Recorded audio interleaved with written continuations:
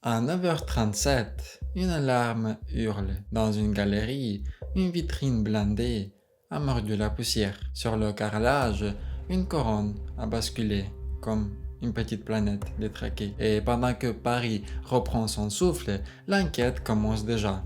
Là où les voleurs croyaient être invisibles, le réel a laissé des miettes. On imagine toujours qu'ils étaient rapides, c'est vrai, mais ce n'est pas de l'athlétisme qui résout un casse, c'est la lecture. Lire une vitrine comme un journal, lire une trace comme une phrase, lire une coïncidence comme un mensonge. On va remonter minute par minute, trace par trace, pour faire parler invisible. On va traquer ce qui colle au doigt, ce qui scintille au mauvais endroit, et ce qui ne colle pas au récit que les voleurs essayent d'imposer.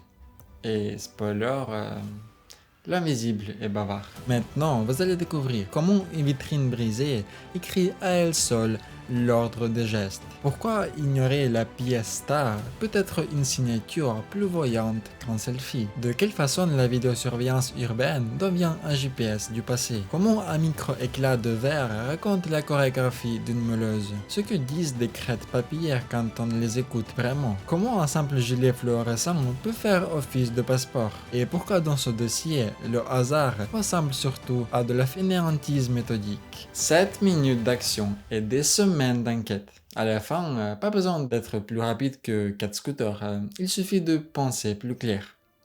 Bienvenue dans l'autopsie d'un casse. Une vitrine brisée, ça raconte l'ordre des gestes. Les striés sur le verre, l'angle de découpe, la trajectoire des éclats. Tout fixe la chorégraphie. On ne touche pas, on lit. La scène est un livre ouvert. À 9h37, l'alarme hurle. Quelques secondes plus tôt, le blindage a cédé et une couronne s'est écrasée au sol comme une petite planète détraquée. Ce micro-calendrier brise, chute, fuite, laisse des miettes très parlantes. Poussière, fibres, sueur, parfois une coupure pressée qui sème du sang. Les empreintes, c'est l'orgueil des doigts. Une poudre discrète s'accroche au gras naturel de la peau et dessine des crêtes papillaires. On photographie, on relève, on compare au fichier national. Le logiciel propose, l'expert confirme. Les gants, ils brouillent plus qu'ils ne fassent. Un glissement, une pression nerveuse et l'on obtient des traces déformées.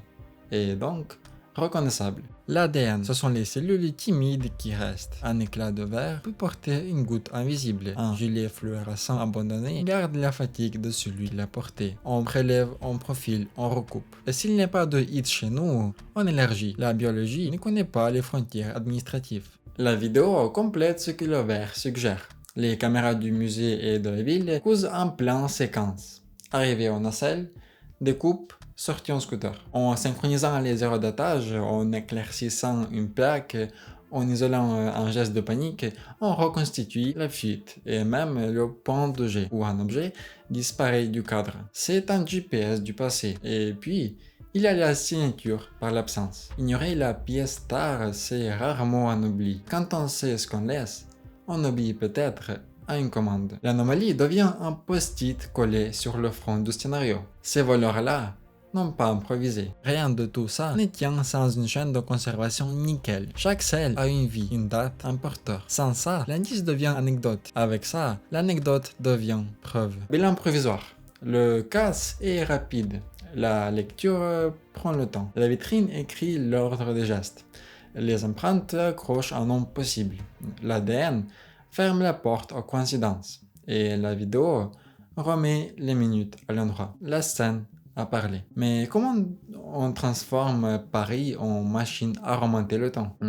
Avec des caméras qui n'ont pas d'imagination, mais ils ont une mémoire parfaite. En commande simple, première image nette des valeurs et dernière image nette. Entre les deux, on tire un fil. Les horloges ne sont jamais parfaites, d'accord? Donc on les recale. On s'appuie sur des événements objectifs. Un bus qui passe, un feu qui bascule, une sirène qui traverse le cadre. Le temps redevient droit. Ensuite, on synchronise. Multicaméra, multi-angle, cours Napoléon, quai de Seine, carrefour, entrée de parking. On suit la nacelle à l'aller, les scooters au retour. Le principe est bête et impeccable. Si on sort ici à 9h37, on doit réapparaître là à 9h38. S'il manque un morceau, c'est qu'il y a un détour. Et le détour parle. La plaque est lisible? On ne fait pas de magie. On améliore le contraste, on débruite, on stabilise, on grappille un chiffre, une lettre, parfois la forme d'un autocollant. On ajoute la silhouette du véhicule, le modèle probable et la couleur du casque. Tous ces presque forment assez pour réduire la foule. Les trajectoires ont des habitudes. Un scooter qui cherche à disparaître va éviter les axes trop ouverts, préférer les rues qui cassent la vue, coller au bus, remonter des fils, s'engouffrer dans les parkings pour sortir ailleurs. Se bailler laisse des traces de rythme. Arrêt trop court, clignotant oublié, hésitation à un carrefour, à forcer des caméras. L'hésitation a une adresse. On guette aussi le point de jet, le moment où l'on jette un gilet, une housse d'outils, un sac, un geste nerveux, humain qui quitte le guidon, un objet qui tombe hors champ et réapparaît au bord du trottoir. On revient sur place, on ratisse. Là où l'image soupire, le trottoir garde sa mémoire. La vidéoprotection publique n'est qu'une moitié du puzzle. L'autre moitié, c'est la périphérie du réel. Caméras de commerce, de banques, d'immeubles, stations-service, parking privé, on sonne, on récupère, on copie, on scelle. Chaque source a ses horloges, ses reflets, ses surprises. Un logo dans une vitrine devient un miroir et soudain, on gagne un angle supplémentaire. Vient les recoupements. Étiquette parking, contrôle automatique d'accès, badge d'entreprise, livraison déclarée. On confronte les heures, on cherche des contradictions.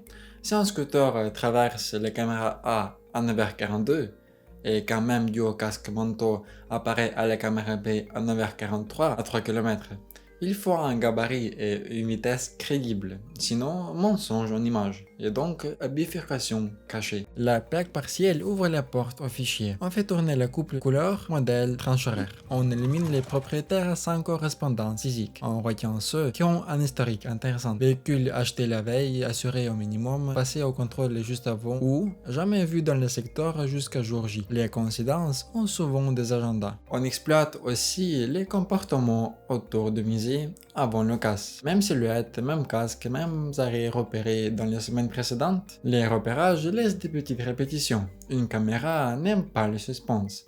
Elle note encore et encore les routines qui deviendront un modus operandi. Et parce que l'ego adore les smartphones, la ville offre parfois un bonus. Une vidéo tournée par un visiteur, une photo fière sur un balcon, un selfie malheureux où on reconnaît un détail d'outil. On authentifie, on vérifie l'intégralité, on recale au cadre près. À la fin, la carte de la fuite ressemble à un plan de métro. Ligne, correspondance, bifurcation, on sait d'où ils partent, où ils accélèrent, où ils respirent, où ils disparaissent. Et surtout, où le doute est assez immense pour justifier une perquisition, une audition, une saisie. Les voleurs croient courir en avant. La ville, elle, court en arrière. Et quand les deux se rencontrent, il ne reste plus qu'à les angles morts à éclairer par la science pure. On croit disparaître derrière un casque. On oublie qu'on laisse deux signatures plus tonnantes que n'importe quel alibi. Le relief de nos doigts et les miettes de nous-mêmes. Les crêtes papillaires sont les codes barres organiques. Invisibles à l'œil nu, elles se révèlent dès qu'on leur parle gentiment. Une poudre fine accroche le sébium. Un flash les fixe. Un ruban les soulève et l'on obtient une topographie. Ensuite, c'est du comparatif. On cherche la répétition des détails, la bifurcation, terminaison, îlot, jusqu'à ce que la concordance devienne indiscutable. Le logiciel propose, l'expert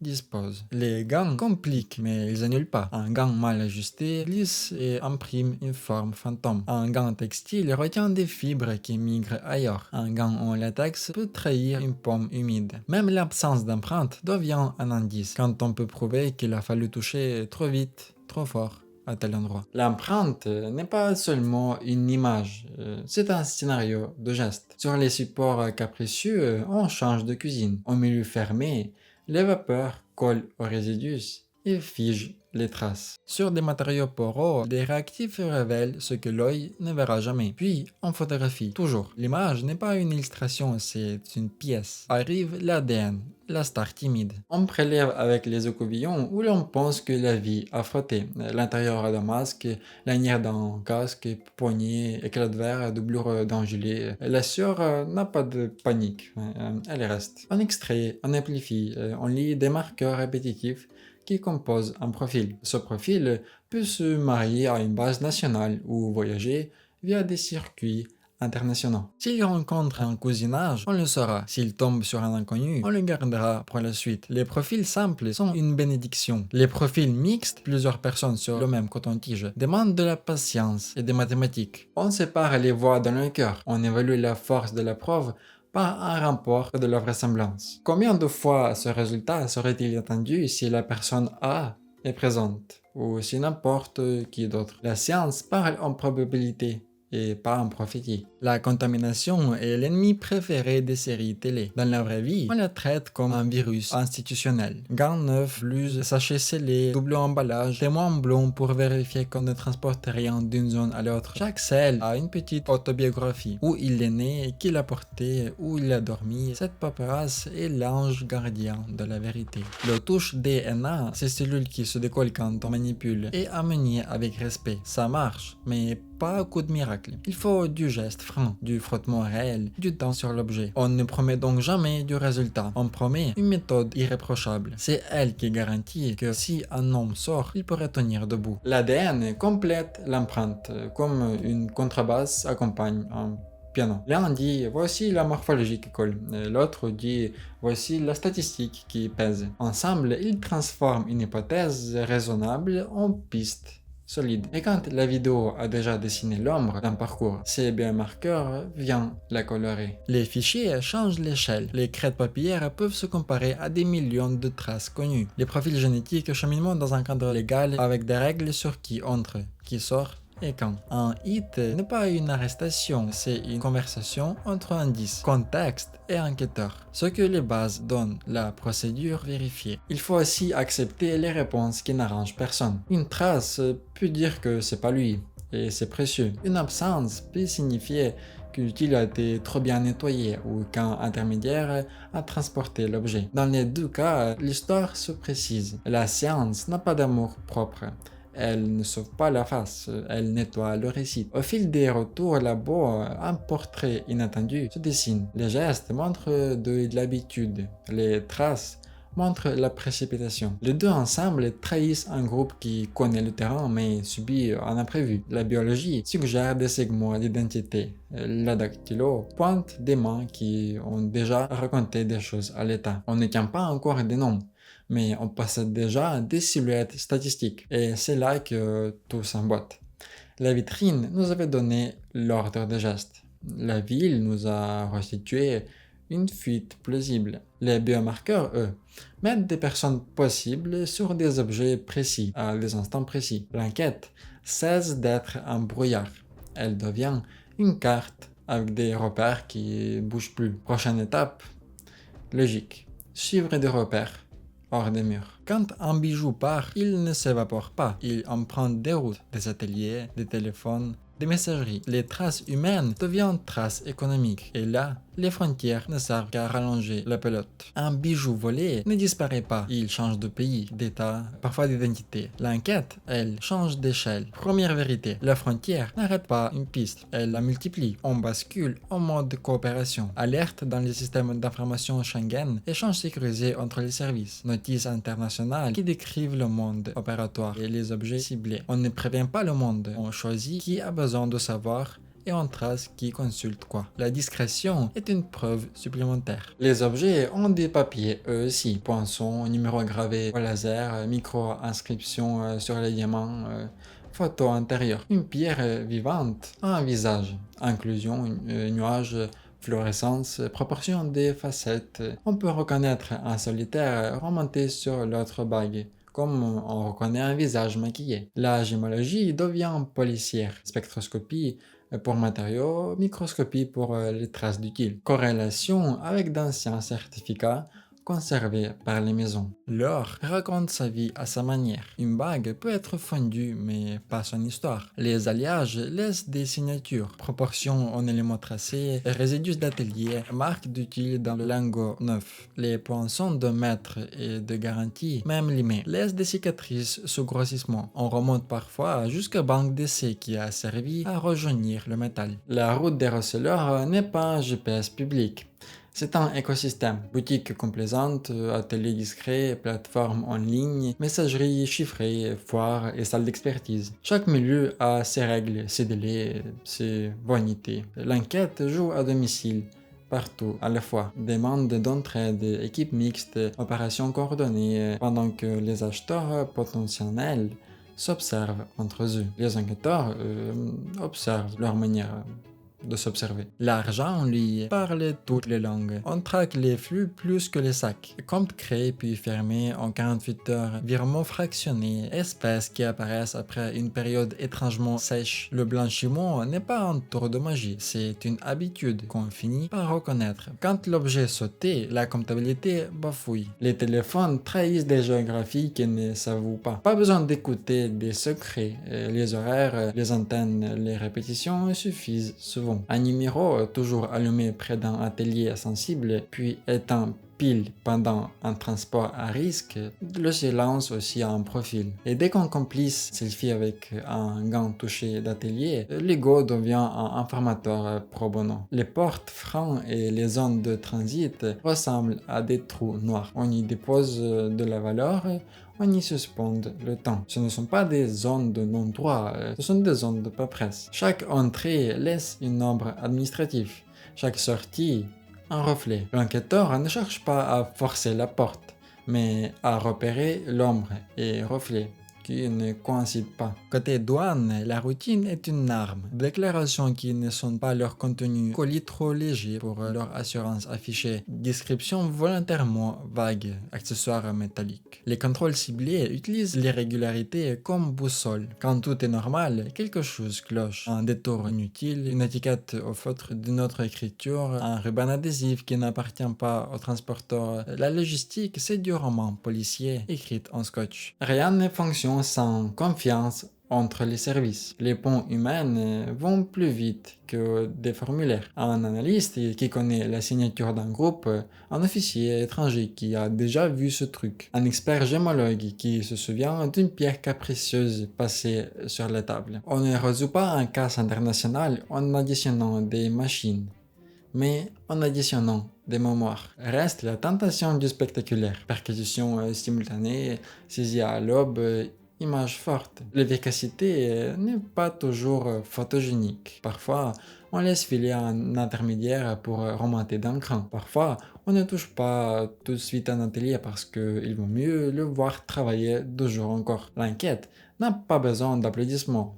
Elle a besoin d'un mélo de plus. Et petit à petit, la carte s'épaissit. Ici, un atelier où l'on polie trop vite. Là, un acheteur qui a posé des questions trop précises. Ailleurs, un transitaire qui a pris trop de précautions pour un colis banal. Le réseau qui se croyait liquide devient une toile. Et chaque nœud de cette toile offre une prise légale. Audition, perquisition, saisie, gel des avoirs, mandat. Quand un bijou franchit une frontière, il se prive d'un refuge. Plus de témoins, plus de traces, plus de lois possibles à mobiliser. Le monde est grand, mais les mauvaises habitudes sont petites. C'est exactement ce que cherche une enquête. Une habitude, un rythme, une signature. Et la suite, revenir au cerveau de l'affaire. Comprendre le choix des erreurs, la logique interne qui a produit ce boyer précis. On la cartographie. On veut la stratégie et là, ce n'est plus qu'une question de ville ou de frontière, mais de pensée. Une enquête se gagne en thermostat mental, ni fièvre, ni inertie. Règle d'or, au moins 2 hypothèses en parallèle. Si l'une chute, l'autre avance. Antidote au coup de cœur. Élabore des timelines concurrentes et confronte-les aux traces. Vidéos, délais, messages, gestes. Garde celles qui exigent le moins d'accommodement. Sépare plausible et prouvé. Pas de donc sans puisque. Garde une réserve d'étrangeté. Si tout colle trop, cherche le grain de sable. Sache ne pas agir. Action peut capter la chaîne entière. Au final, obtient une carte cohérente. Trajectoire, traces, recoupement explicable en phrases simples et tenables en audience. Un casse fait du bruit. Sa résolution fait des phrases courtes. Lire la scène, recadrer le temps, passer les traces. La vitrine donne l'ordre des gestes. La ville déroule l'itinéraire. La biologie raréfie le hasard et la procédure transforme l'ensemble en histoire qui tient sans trucage. Pas de génie maléfique, juste des routines, des angles morts Des erreurs ordinaires qui finissent par parler. On n'a pas eu de la chance. On a tenu une méthode assez longtemps pour qu'elle remplace le suspense. Au fond, un musée ne conserve pas seulement des objets, il conserve notre mémoire commune. Une enquête, c'est pareil. Elle teste notre capacité à relier des faits sans inventer le film. Le jour où l'on renonce à cette hygiène-là, on perd plus qu'une couronne. On perd la méthode d'emploi du vrai. Alors la question à emporter est simple et un peu piquante. Que essayons-nous de protéger vraiment? Des bijoux? Ou notre façon de regarder le monde sans se mentir? Si la méthode survit, les objets peuvent revenir. Si la méthode meurt, même les vitrines pleines sonnent creux. Et comme toujours, entraîne ton cerveau et à la prochaine.